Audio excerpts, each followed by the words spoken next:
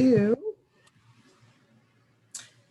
that was a warning we are live on Facebook right now, but I just like to tell both Elizabeth and Tanya that we hear that voice that says this is being recorded. So now's your chance to jump out if you're not if you don't want to be recorded. Now's your chance to leave. So anyways, hi Elizabeth, hi Tanya, how are you? Hey. Great. Yay. So glad to have both of you. I'm going to give Facebook a minute or two just to notify people that we're live. And this is being recorded, like I just mentioned. So it will be not only will reside on Facebook, so you can reshare it that way, but it'll also be on our YouTube channel as well later. For those of you, Elizabeth's from the Southern California, she's joining us. Tanya's joining us from New York. I'm down in San Diego.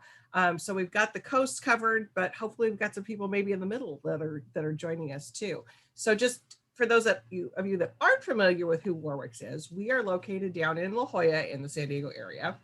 And my little sign says 1896. We're celebrating our 125th anniversary this year. So it is quite a big year for us. So if you aren't on our email list, I recommend you do that, because not only do we host wonderful authors like Elizabeth and Tanya, so there's many more events that we have coming, and we've got some fun things that are happening in the fall wrapped around the 125th anniversary. Elizabeth and Tanya are going to chat for about 30 minutes today. And so on Facebook, unfortunately on YouTube, this is recorded, so nothing live is going to be happening on YouTube. But for Facebook, if you have a question for Elizabeth, go ahead and put that in the comment section. And I'll be feeding those questions in to Tanya. They're going to chat for about 35, 40 minutes, and then some questions in there too. But you can also, in that chat section, what I'll be doing is I will be putting the book, I see it right behind Elizabeth there, the beautiful poster, Becoming Heroines. I will put that into the chat section. You can easily click on that, and you have a choice of, we'd love to see you come into the store and pick that book up, and maybe some others, but also we can ship it to you. So I always like to say, if there's any way to get a book, you can get it from Warwick's. So with that, I'm going to introduce these two wonderful ladies, and we will then get on with the conversation. So Elizabeth Cronice McLaughlin, correct? Mm-hmm. There we go. Is the CEO of, I should have asked you how to say this. Is it Gaia? Gaia, yes. Gaia. I mean, that's the one thing that I'm always like, the pronunciation of things is like, oh my goodness. I stumble over all kinds of stuff. Gaia Project Consulting, LLC, a worldwide executive coaching and consulting firm, as well as the founder of the Gaia Project for Women's Leadership. She has been featured in major media such as CNN, Forbes.com, the Huffington Post, and the New York Times. She has taught courses to thousands of executives worldwide, including at Columbia Law School and on behalf of Emerging Women Live. She speaks routinely in corporate and nonprofit environments. Becoming Heroines is her first book, right there. Joining her today is Tanya Selvaratnam. There we go. Thank you. Sorry. Tanya is a writer and an Emmy-nominated and multi-Webby winning producer. She is the Senior Advisor, Gender Justice Narratives for the Pop Culture Collaborative. She is the author of The Big Lie, Motherhood, Feminism, and the Reality of the Biological Clock. I'll be popping that into the comment section as well. And Assuming Nothing, a story of intimate violence. Her essays have been published in the New York Times, Vogue, Glamour, Cosmo, CNN, NBC News, and McSweeney's. With that, ladies, have a wonderful conversation. We'll see you in a little bit. Thank you. Thank you, Julie. Hi, Elizabeth. Hey, Tanya. So I have here your first book, Becoming Heroines. I am so excited for you. And I want to talk about the writing and the issues, and then also do a little bit of future forecasting. So my first question is, what compels you to write the book? Well, it's interesting because this book did not end up being what we thought it was going to be because of the pandemic. So initially, when I started working on the book, which was 2 years ago, nobody, obviously we weren't anticipating that COVID was kind of going to be an intervening event, but we had sort of reached a point, I think, where the combination of events that we were experiencing concerning Black Lives Matter and Me Too and Time's Up and a real kind of like pop culture public awareness of various forms of systemic oppression were starting to inform the way we were talking about leadership models. And so my agent found me. And many folks, I think, who are probably watching today know that I have a daily broadcast that started very organically after the 2016 election called Resistance Live, which sprung up because of my background in law and politics and also women's leadership.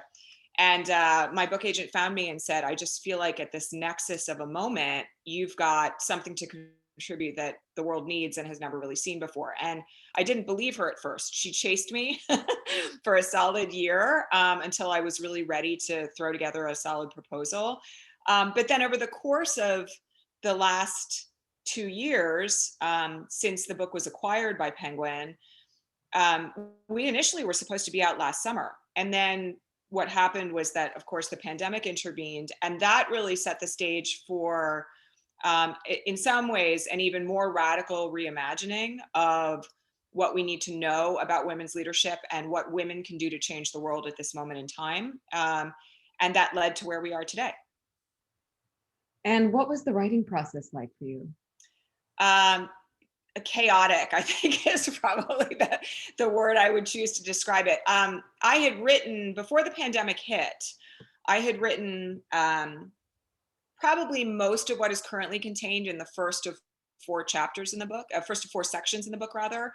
But when the pandemic hit, I am the single mother of 2 young children, both of whom ended up, of course, in entirely virtual learning. And I was really in crunch time for our initial deadline at that point, and had a moment of, oh my gosh, am I even going to be able to finish this book? What ended up happening thereafter was that we bumped the date out to last Tuesday when the book came out. And I ended up getting up at around 4:00 in the morning for most of the fall to finish the book. And that, was in and of itself a sort of insane process. But one of the things that I realized was that, and this may be from my days as a litigator where we used to have to write briefs overnight and the like, what I realized was that I actually really needed to cook on how the things that I wanted to offer in the book were being impacted so immediately over and over again by current events. So that when the book was finally manifesting, to be honest about it, I think I wrote the last 3/4 of the book in the space of about 6 weeks. Wow. Yeah. It was, I was noodling on it all summer long, and then it just sort of like appeared. And now that the book is out, how does it feel? It feels amazing. One of the things that has been really beautiful about the last few days and sort of seeing the responses come in is actually that it feels like this whole process of getting here was something of divine timing, because what the remarks that I have gotten about the book in the last few days, and including from advanced readers like yourself, have largely been about the fact that this book really meets the moment of where we are right now, in this cauldron of possibility, in this moment of emerging from the Trump regime, but still having democracy really hanging by a thread, and the opportunities that are being presented to us to really completely re-envision the systems in the world that we're living in, and whether or not we're really going to take those opportunities up. So the book is very grounded in how women, trans, cis, non-binary folks can really step into this moment and overcome our own internalized oppression to push forward to create a world that's far more equitable for everyone. And you talked about how the pandemic highlighted so much the issues that women face. And Vice President Harris had written this opinion piece for the Washington Post about the mass exodus of women from the workforce, and how that is a national emergency that requires national solutions.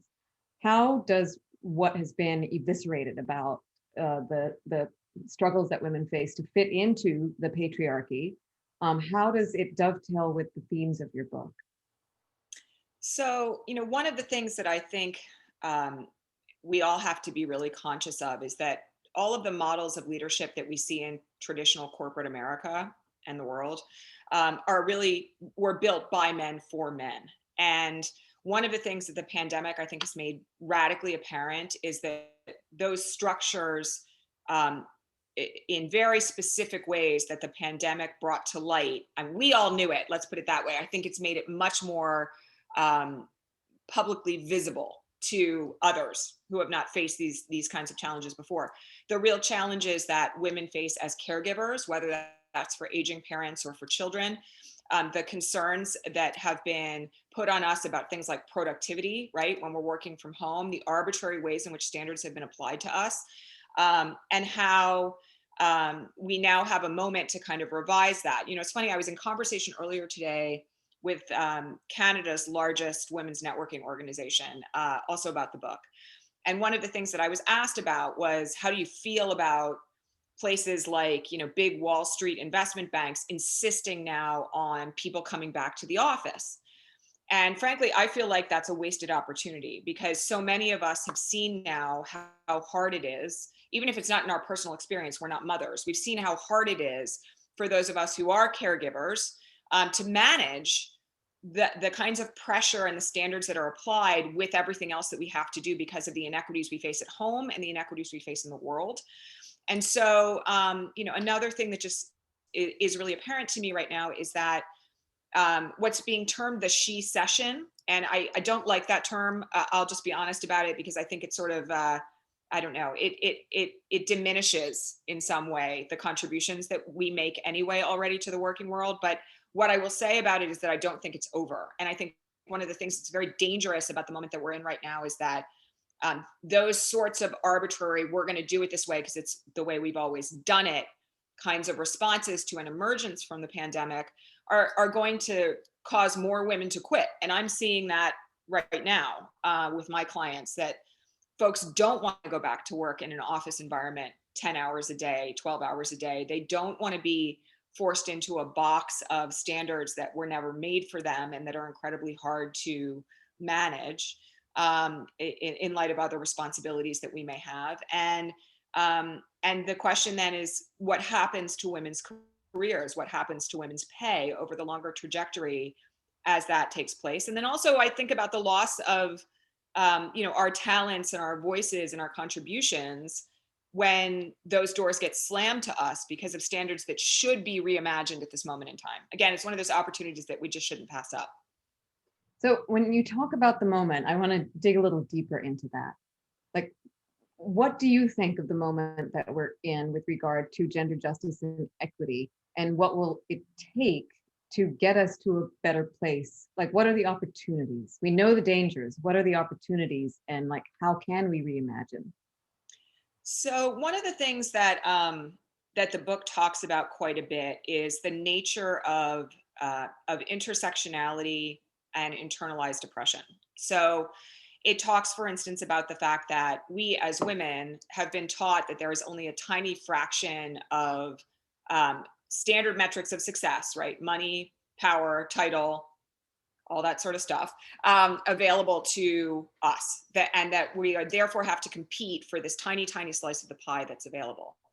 And one of the things that does is it divides us, right? And it puts us into places where, instead of looking at the beautiful broad spectrum of diversity across women as allyship, instead we are thinking about whether or not we're going to be the one that is deemed so exceptional that we've met all these arbitrary standards and measurements to qualify for this tiny piece of that metric of success. And so one of the things that I think we all need to be thinking about right now is how we can offload that internal messaging that we've all been taught from birth, and think through how we can instead really work together. And I mean this not just at work, but I really mean it across, as you said, gender justice movements everywhere, and really all justice movements everywhere. Because to me, this is about not just women, but really all marginalized people. And all of us have a multitude of diversities within us, some of us far more privileged than others. And that's also part of the work, right? How do we undermine the privilege that we have where we have it, so that others can have more equity? And how do we do that in a way that isn't, in my instance, for instance, white saviorism, but is instead true allyship? And so that's really the opportunity. And you know, the threats and the pushback that we are seeing right now, post Me Too, you know, post the George Floyd uprising, post the successes in Georgia, in the general and in January, is really, my friend Ellie Mistal has described it as a white lash. I would also say it's a man lash in many ways, because even some of the voting rights legislation that we're seeing pushed by conservative legislatures also has an adverse effect on working women and working mothers in particular. And we really need to commit at this point to leading across all diversities toward what I term in the book, and what has been termed to me by folks who work with Reverend Barber and others, a real breakthrough movement for change. Because once we understand that division is how white supremacy and patriarchy maintain their power, the faster it will be possible for us to create radical change in short order. Now, you mentioned the Georgia successes. I would love to hear you talk about the foreword to your book and how that happened, and the incredible person who wrote the foreword for your book. So the foreword is written by Latasha Brown, the co-founder of Black Voters Matter, who just today is bailing out her fellow co-founder, Cliff Albright, who I also know, who just got arrested in the Senate office building. She was arrested last Friday, protesting for voting rights. So Latasha and I met back in 2018 at Black Women's Roundtable, which is run by the National Coalition on Black Civic Participation, currently helmed by Melanie Campbell, who also got arrested last week. And Latasha and I had a very sort of synergistic connection when we first met, because I was doing a lot of work at that point for the 2018 election that was really about coalition building nationwide amongst women who were first-time activists and really sort of finding their footing as organizers. And she, of course, was doing, as she has historically, an enormous amount of organizing for Black voters in the South. We actually first met in Doug Jones's office when he was then a senator. And she was there advocating for things like running water and electricity in the Alabama Black Belt. And immediately sort of grasped the energy in the room and ran with it. And from there on, we became friends, and to the point where there were certain points in my own trajectory as an activist where I was really burnt out, and Latasha would be the one to reach out to me to say, how are you doing? I see you, you need to rest. In addition to just being someone who leads with so much love and joy, she's also somebody who really taught me about some of the foundational principles in the book, like how we endure as activists, how we carry on, what the flow of our activism needs to look like if we are committed to movements of justice and love. So when it came time to decide who was going to write the foreword to the book, it was a no-brainer. I will just say Latasha was, from the moment that the book was nearing completion, was my first choice.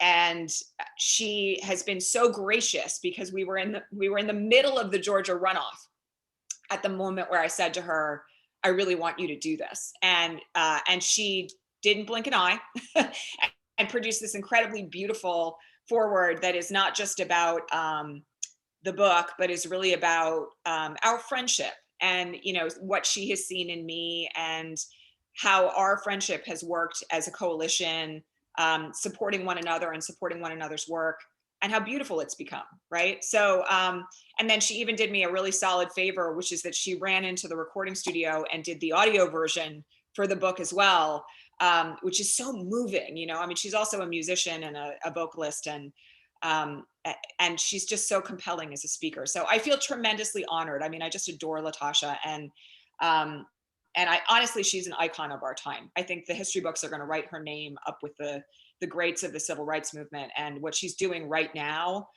is changing. She is bending the arc of history, she and Cliff together, toward justice, in the words of Martin Luther King. Mm-hmm. And your book is about your own journey, your own heroine's journey, but it's very much also about we don't become heroines on our own. And what you just described with Latasha kind of embodies that. Can you talk more about that, and about allyship and the sisterhood, and what that's meant in your life and what you would wish for others? Yeah, that's such a good question, especially coming from you, because you're in that circle for me. There are relationships that I think we're blessed enough to have in our lives when we are open and looking for them, like yours and mine, where there is a moment where it clicks. And to me, it's a version of being soulmates with people, right? Where among our friendships, we find an instant connection and an instant understanding. I have been really lucky that I have a very intimate circle of women. It's maybe like a dozen max, who have walked with me for shorter or longer windows of time, but for whom and with whom there is a total honesty and a complete respect. And I have places where I feel completely seen. You know, you and I had lunch in September 2019 when I was in a really rough place, and you said things to me that changed the course of my trajectory at that time. I have relationships like that, that are to me what true sisterhood is about. What I will say as well, though, is that I think that as much as we need those relationships intimately, we also need them professionally and we need them politically. And it's on all of us right now to make sure, particularly, and this is something that I talk about in the book very seriously, that we are considering always the diversity of our most intimate circles and our political circles and our professional circles. Because I think one of the things that happens, particularly for white women, is that we can end up with circles of people who just look like us and just see the world from the perspective that we see it. And that helps to reinforce our privilege and our fragility, which are all complicit structures with white supremacy, right?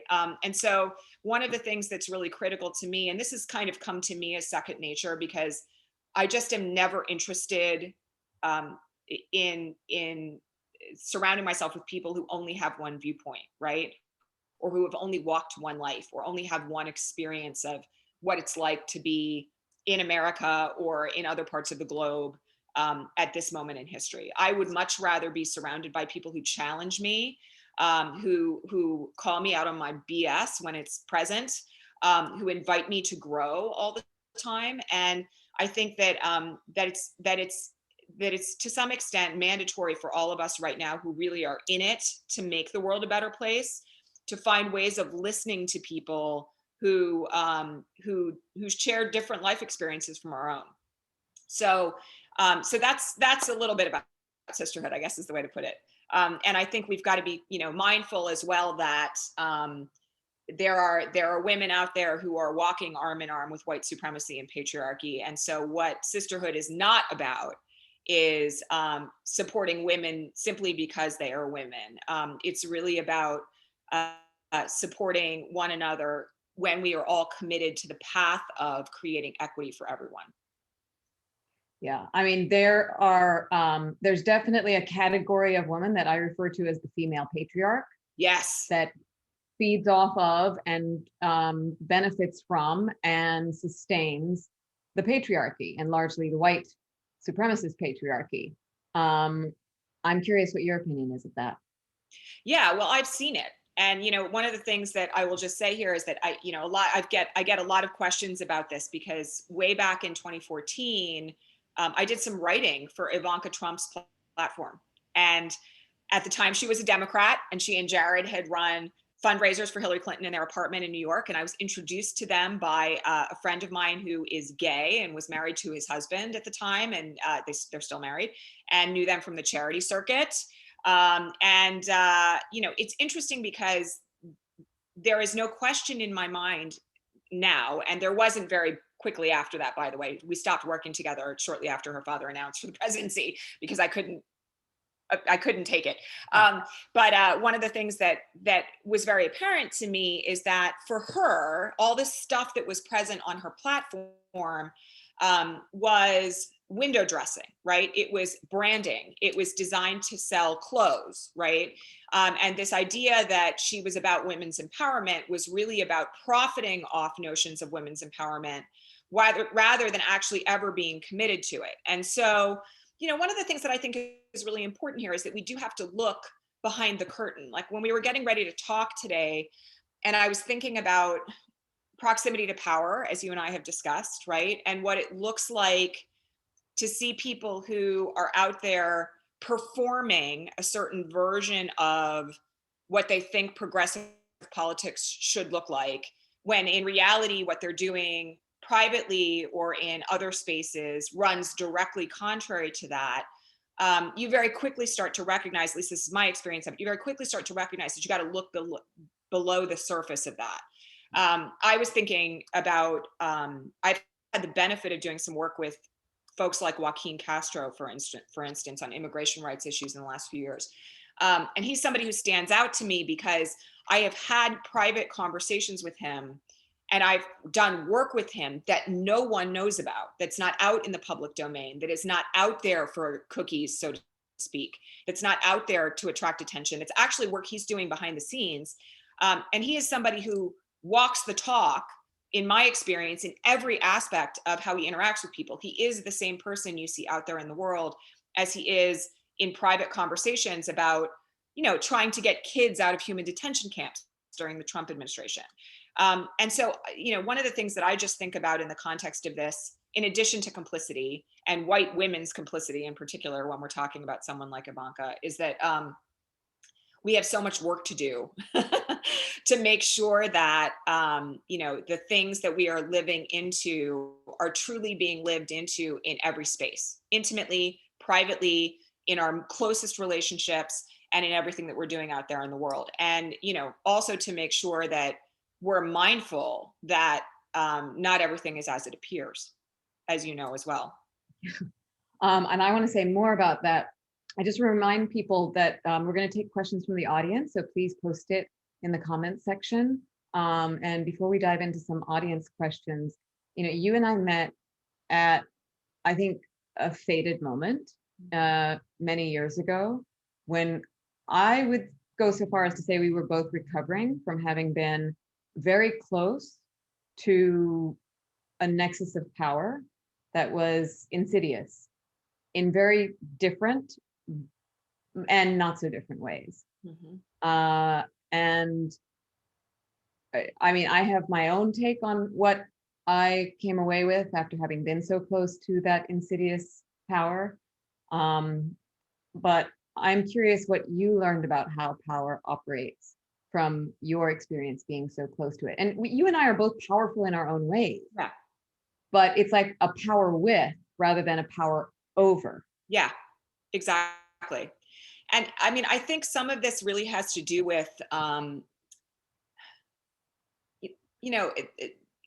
oppressive power, abusive power is so insidious. And, one of the things that I've had conversations with friends about in recent years about all sorts of forms of abuse, all sorts of forms of gaslighting and manipulation, is that, we're all raised in a culture where women, people of color, LGBTQ folks are indoctrinated with the idea that we are less than, right? That we are in some sense unworthy of holding power, and that creates vulnerabilities even when we're not aware of it, right? That can be manipulated and used.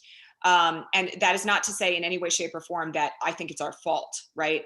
But what I will say is that it has led me to a place of much greater caution first, of really holding those who I can trust and who are very dear to me in the work that I do very close to my heart, and also making sure that that I'm doing my own work about where it all lives in me, right?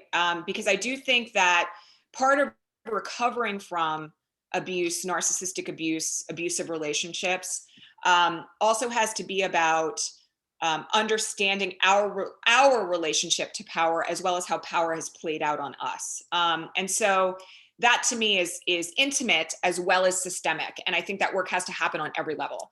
That's one reason, by the way, why the book talks about systemic, institutional, interpersonal, and internalized oppression, because on all four of those levels, systemic oppression is playing on us. And so, one of my other big takeaways too, just on an interpersonal level about this, is that the kinds of things that you and I have experienced happen to everyone. There's no one who is exempt from it. Intimate partner violence has happened to almost every woman I know, whether or not she's willing to talk about it, because there's so much shame attached to it. I think that there are so many of us out there who are living through it right now who even think that it it's exceptional that it's happening to us. And so part of it also, I think, is about finding ways to talk about it publicly. And I know you feel the same way about this, because it shows those who are not on the other side of it yet that it is possible to survive and thrive and heal. And also it says you're not alone in this, right? Power is playing out on all of us at every moment. And we're all here, right? In it together, struggling to make it better, doing the work of making it better, and also working to overcome it, which is possible, you know? So I think that it's such a multi-layered conversation. You and I could talk about this for hours, I think. But those are some of my big takeaways from it.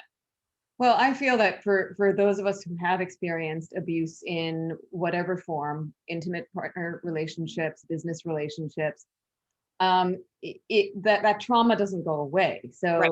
you're damned if you do and you're damned if you don't. And the shame and the stigma comes from the secrecy. So by sharing our stories, we hopefully can help others. And also, I feel that part of our healing and recovery is in sharing our stories and recognizing that we are actually one of many. Yes. And we've all been in rooms where if you go around the room and ask us, have any of you experienced some form of abuse? Chances are everyone will raise their hand. Yeah. And this is one of the things that, you know, when we talk about the cycle of the heroine's journey, you know, and the hero's journey is always when you come home and you've got spoils of, you know, it's always women and goods, right? Women and jewelry and power and land. For us, and this is one of the opening foundational principles of the book, what we come back to when we have cycled through our own heroine's journey is the stories that we share with one another, and the ways in which we share how we have overcome and emerged. And so I think, you know, Brené Brown also, of course, talks about this so much in her own work, that shame really festers in silence, that it grows, it takes over you until you're able to actually really speak it. And sometimes that is only to yourself. Sometimes that's, you know, in therapeutic environments. Sometimes it's between you and me, you know, and sometimes it's all the way out here and, you know, I recount some of my own personal experiences with abuse in the book, in ways that really show others, you know, again, that these are the steps on the journey. And you may not, my personal view of it is that I agree with you completely. You may not ever overcome the trauma completely, but you can integrate it. Like, I am who I am right now. I'm able to write this book and sit here talking about it with you, because of the things that I lived through, which doesn't mean that I would wish them on anyone, right? But it does mean that they are a part of who I am, and that, you know, just like the great Leonard Cohen song, right? The cracks are where the light gets in. Yes. And I also feel, I believe that if you can feel the pain, you can feel the joy. Yes. Yes. And I really see in your book how much it is about like exposing our pain, like really understanding it so that we can get to feeling the joy. Yes. Yes.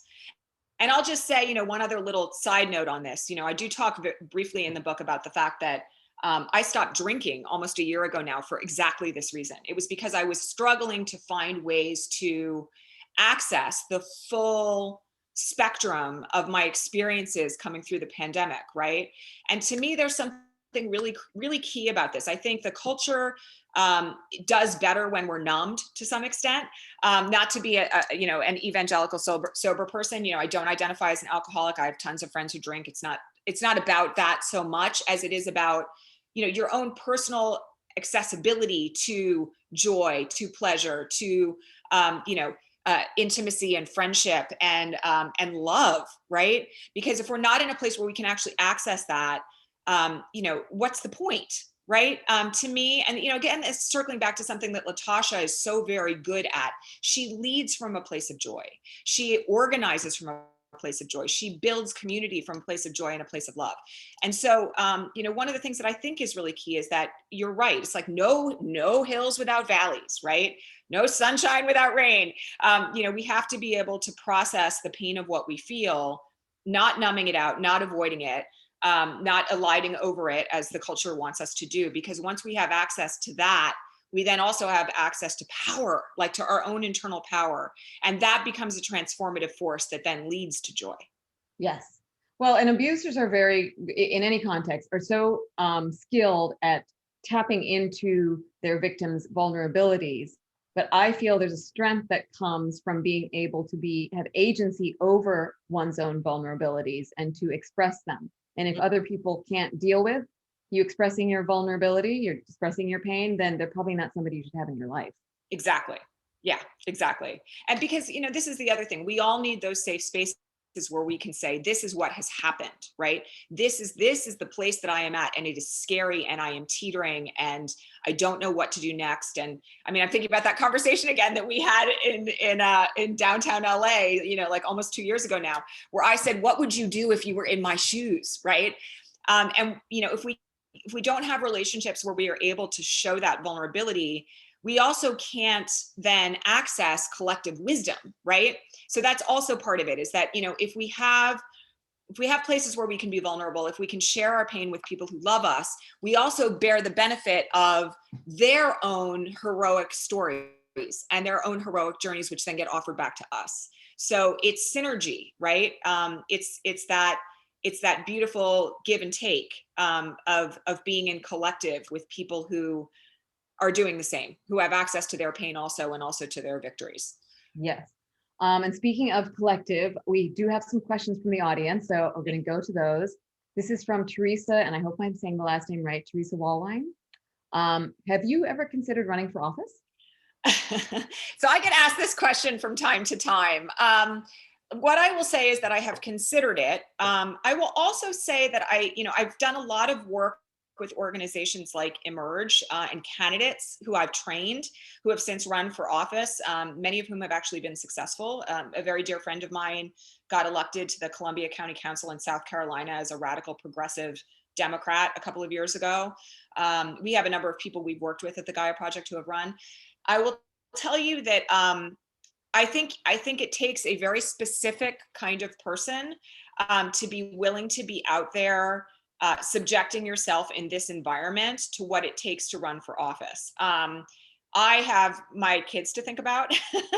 And one of the things that, I know Katie Porter, she's my rep. I have watched what's happened to her here recently with people showing up at rallies who are, white supremacists and intervening and punching constituents. And this is a very difficult environment. I think that what I have said, and I think this is worth repeating, never say never. But right now, I feel like my talents and my assets are best served in supporting others who want to do that, and others who want to make a mark, in addition to making my own in environments like this, than going into that arena. Okay. And this is a question from Susan Bernstein. It occurs to me that people working in major corporations, which are so powerful, have the opportunity to use their positions to make changes. What kinds of guidance would you give people within, say, a Fortune 500 who aren't necessarily in the C-suite to help influence their companies to make changes that bring greater equity? So this is a great question. Hi, Susan. I know Susan. I'm glad to see you here.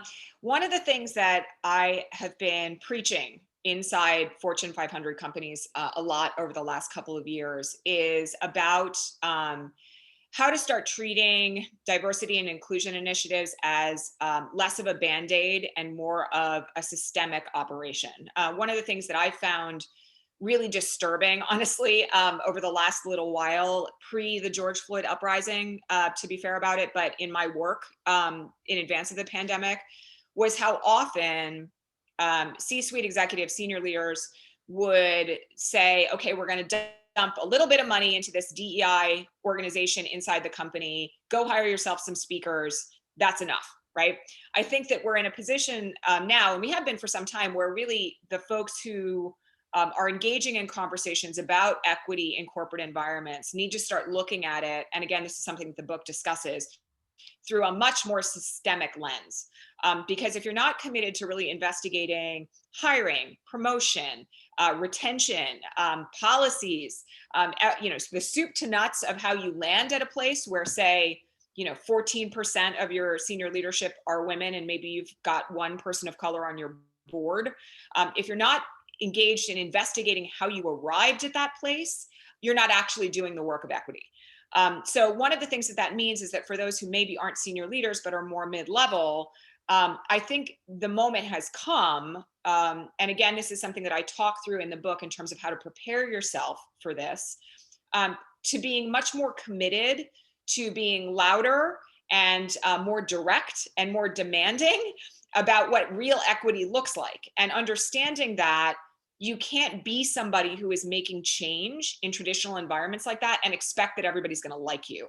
I think part of it is that, you know, we are told that our voices aren't welcome when we push for real change, and many of us need to get to a place where we understand that not being liked is a part of the game, right? And that doesn't mean you stop. It may mean, in fact, that you get louder, because you've understood that, you know, the consequences to you are going to be there regardless. I mean, to be honest about it. So my advice is really about that. And it's also, I'll just mention that I mentioned an interview that I conducted in the book with one of the head researchers at Stanford's VWare lab, which does research on gender equity in corporate. And one of the things that has been pointed out to me, which is an unfortunate statistic, but that is borne out in the research, is that senior leaders and even mid-level leaders who are really seeking to create change in corporate environments need to find male allies who are willing to talk about their success as being a part of being white men, so that other white men in leadership can understand it. So you've really got to seek out those men who get it, who can then have conversations with other senior male leaders about what real equity looks like. Because for whatever reason, I mean, we know what all the reasons are, but it's a lot more palatable to create systemic change when there are men who can talk to those issues as well. And that's something that I hope will change in the coming decades. But according to the research, at least that Stanford has undertaken, we're not quite there yet. Yeah. Now we have a question, and I'm hoping I'm saying the last name correctly. Karen Stakelin. I'm 2 years out of an abusive narcissistic relationship that I was in for 25 years. I often wonder if I will ever be able to open my heart and let down walls. I do want a partner, but I almost feel too broken to try to look. I'm in therapy past 10 years and making huge strides. Is there still hope for me? First, I just want to say, Karen, I'm really sorry that you experienced that, and I send you lots of love. And Elizabeth, do you have an answer? Yeah, I will say yes. There is still hope for you. You know, I will tell you that my own experiences with narcissistic abuse, and you know, I know Tanya can speak to this as well, have mirrored what mental health practitioners say everywhere, which is that it is in some ways the most insidious abuse out there, and it's very difficult to overcome. It does take time. You know, I will just be really candid about this. You know, I'm 5 years out of a marriage now that had many of those characteristics. And it's only very recently that I have come to a place of feeling more grounded and open and hopeful. And I've done an awful lot of work to get to that place. But I will just say this as well, that part in my experience of moving through the exit from a relationship like that is that you have to learn once again to trust yourself. And that requires patience. You know, part of narcissistic abuse is that it really undermines your perception of reality, because so much of it is grounded in gaslighting the truth. And you come to a place of questioning, did that really happen? Was that really my experience? Was it really as bad as it felt to me at the time? And so I want to also encourage you to be gentle and patient with yourself. There's no rush to get back out there to find another relationship, right? And in some sense, the kindness that you can show to yourself will then help you to look to understand what kindness looks like when you're out there looking for it in a partner. So take care of yourself first, right? I mean, I think that's one of the real key factors to that work. Yeah, and I would just add to that, I think self-love, it gets bandied about a lot, but it's a really difficult thing to achieve, but we can have compassion for ourselves. Yeah. We have one last comment before we have to close, and Julie will come back on. This is from Sarah Guthrie. I really want to thank Elizabeth for the section on gifts. It underscored my own thinking about how we all have ways in which we can contribute positively to create a world that works for everyone. I've been processing deeply the harm that comes when our gifts are undermined and devalued, and thinking about how we all carry or carried some version of that pain, and how that loss may be at the heart of what is so broken in this world.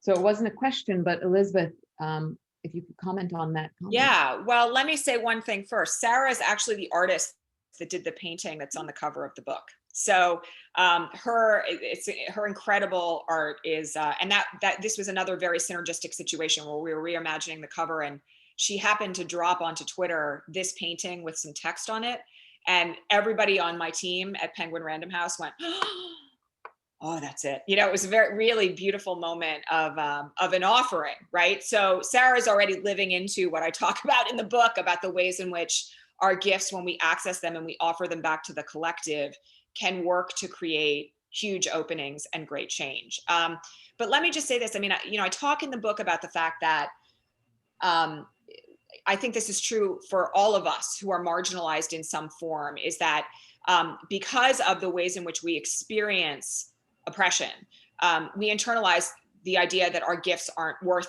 very much. And part of the work that that helps us to emerge to creating change is recognizing that everybody's gifts have value. You know, I mean, I happen to believe we all come in with certain inherent gifts. And one of the things I talk about in the book are, you know, things like, you know, parents of Parkland shooting victims getting out there and creating public art as a way of trying to transform the conversation around gun violence.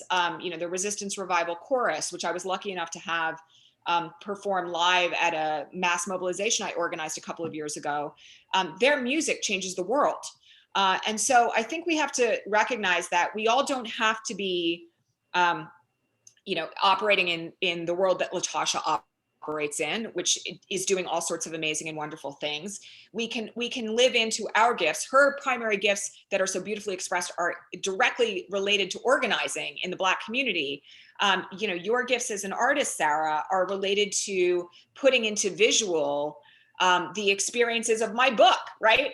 You know, the blue wave and the spiral of it are so symbolic to what's there. So your contributions as a visual artist make change in their own way, right? And just in the same way that, you know, one of the things I say in the book is that this is a moment in time where everyone, you know, shamans, gardeners, I mean, I even point to kind of like movers of capital can do their work in ways that are far more ethical and designed to create change for the greater good. So, so I feel very strongly that our ability to access our gifts is again another opening toward creating global shift. And we desperately need the gifts that all of us have right now. I mean, I believe we're all here at this moment in time for a reason. And it's our sacred obligation to ourselves and to the world to offer those gifts back in ways that support all of us. So that's a really nice note, I guess, on which to to wind down this great conversation today. Hi, Julie. Back. Hey, Julie. Hi. Oh my God, I could listen. You said earlier you guys could talk about this for hours. I could listen to you talk about this for hours. I mean, was a fascinating conversation. And I want to say, Elizabeth, if you do ever run or whatever you do, I want to come volunteer for you. So you've got, Thank you. I think you have a lot of people doing that too. I had a quick question though, and I mean, it may not be a quick question, but it's one that's always bothered me and I don't really know how to articulate it correctly. But I had some younger coworkers that were a little bit different years ago, that females that were like, I'm not a feminist. Mm-hmm. And that comment just always bothered me because it's like, because she was discounting like some of the women who came before us, like, we wouldn't be here if it wasn't for some trailblazing women making very hard decisions and choices. How do you address that to somebody? Or when somebody makes that kind of comment? Internalized patriarchy is insidious, right? I mean, what feminism stands for is the principle that women should have the same rights as everyone else, as well as, by the way, non-binary folks. You know, I include that in my version of feminism and in the feminism that I stand for. I think that one of the things that we have seen out there, and this is really unfortunate, is that we've seen straight cis men, message very effectively. We see this every day with like trolls on the internet, right? That, you know, you can't be, if you are a straight woman, you're not attractive if you're a feminist. That if you are buying into feminism, that makes you somehow masculine. I mean, this, again, the logic of this is kind of beyond me. The thing that I would want to point out to, and let me just say this, you said it was years ago. I think some of this has shifted again. We've seen yet another wave of this post Me Too we're still really in Me Too, but, you know, Right, through the right. conversations around all of this right now that have shifted some of that we initially saw with millennials and Gen Z in certain small fractions. But all that said, you know, the thing I want to point out is, you know, what's the problem with equity, right? Like, why would we not want all of us to be able to stand together and get paid equally, for instance? Why would we not want all of us to be able to stand together and live completely into who we are? So I think some of it is also about accessing even the notion of internalized oppression, right? The fact that we take in our experiences and what we're taught. And, you know, the book talks about this as well in the context of like our earliest memories. What are your earliest memories that led you to believe that feminism was a bad word, right? That's one of the questions I would want to ask about that. And, you know, I'll also just say that I do think that some of that, I would not be surprised, may be grounded in fear, that there may be trauma associated with that has led to a defensive barrier that says, I can't identify this way or I'm going to be attacked. And that also, by the way, is one of those mechanisms of patriarchy that then becomes self-reinforcing. So you've got to really be able to dig through the layers of this. And, you know, I'm being a little blunt about it in the way I'm talking about it with you. I certainly have had conversations with young women executives around women's advancement where not quite that exact phrase, but certain phrases like it have been uttered. And I have to point out that, you know, part of the problem is that patriarchy is always working on all of us, right? And we've got to be aware that, you know, offloading feminism, for instance, is only going to hurt us as individuals as well as women as a collective. And that serves the benefit of the people who are already in power, right? The fastest way to make sure that men stay in positions of power over us is to make sure that we're reinforcing the notion that we shouldn't be working for equity, right?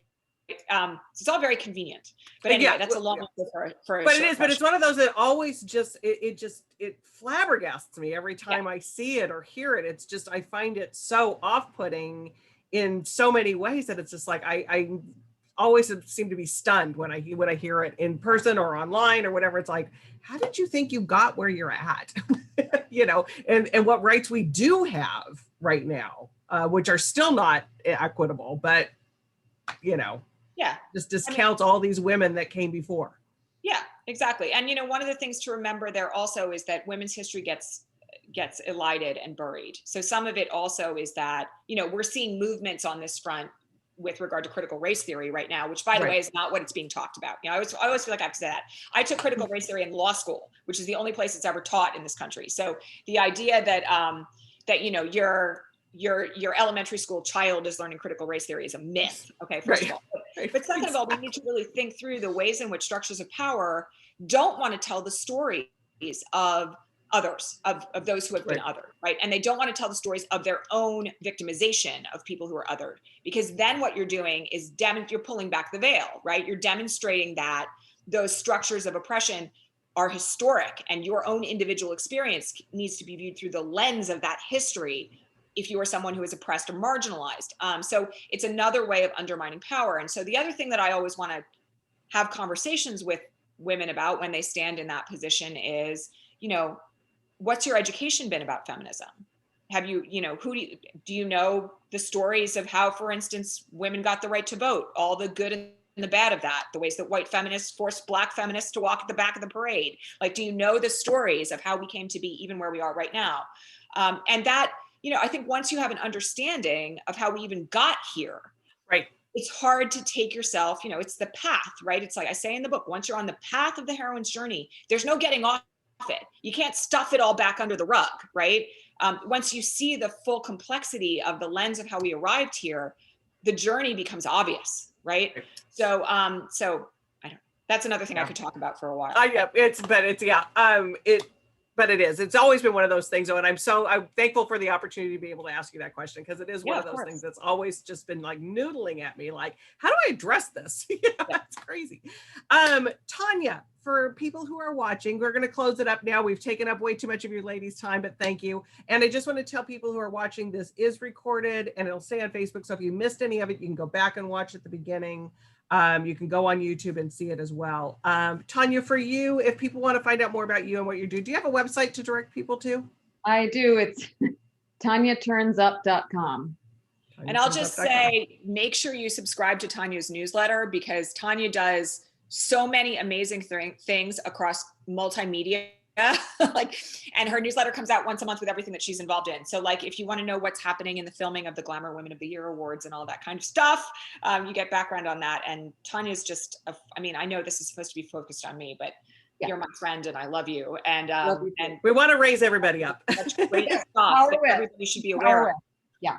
Yep, and I'm absolutely. just Tanya, author on all social media platforms. I just rejoined social media not that long ago because I had to delete all my social media accounts when for personal safety. But here we are, Elizabeth. Yes. Safer together. On. Safer together. And moving forward.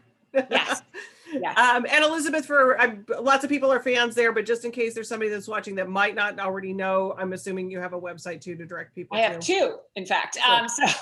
So for events related to the book and everywhere that you could get the book, which is everywhere, basically, really pretty much everywhere. But it's McLaughlin.com. That's my personal website. And then our work at the Gaia Project is at GaiaLeadershipProject.com. That's really all of our consulting work and our virtual training and everything else that happens there. And then I am like super active on Twitter. So all my social media handles are EC McLaughlin. And you can find me bouncing around on Twitter most days a lot. Fantastic. We always love that. I love that, and seeing what people get. It's kind of a little bit of a cesspool kind of a thing, but I love Twitter too. It's just like, it's got so much going on. I love what happens in there. And for us, we appreciate any book sales that you want to make through Warwick's. The reason we're able to do what we do and bringing you this wonderful content is by book sales and supporting Warwick. So we appreciate anybody who has purchased this book. Copies. I have to say that. I have people who have asked me for signed copies. I'm just going to say Warwick's has book plate signed copies of my book. So if you want a signed copy, make sure you put that in your note that you say, I want that signed copy. So anyways, we would love for you to support Warwick's for this book and any other book, any of your other book needs. Tanya, Elizabeth, thank you. When I close this out, we go away. So it's been wonderful, and everybody have a great evening. Thank you. Thank you so much. Bye-bye. Bye. Bye.